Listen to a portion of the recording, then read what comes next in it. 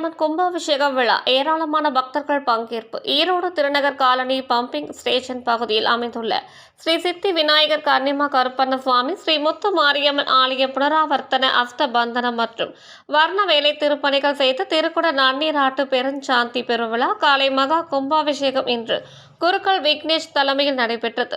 பின்னர் மேல தாளங்கள் முழங்க யாக சாலைகள் வைத்து பூஜை செய்த புனித நீரை குருக்கள் தலையில் சுமந்து வந்து முத்து மாரியம்மன் கோவில் கலசத்திற்கு குருக்கள் வேத மந்திரம் முழங்க புனித நீரை ஊற்றினர். இதேபோல சித்தி விநாயகர் கன்னிமார் கருப்பண்ண சுவாமிகளுக்கு புனித நீர் ஊற்றப்பட்டது. இதனையடுத்து புனித நீரை அப்பகுதியில் கூடியிருந்த பொதுமக்கள் மீது புனித நீர் குழாய் மூலம் தெளிக்கப்பட்டது. இந்த கும்பாபிஷேக விழா ஆலய பணியை இளைய நிலா மற்றும் கிங் நண்பர்கள் ஏற்பாடு செய்திருந்தனர். பின்னர் பொதுமக்களுக்கு அன்னதானமும் வழங்கப்பட்டது.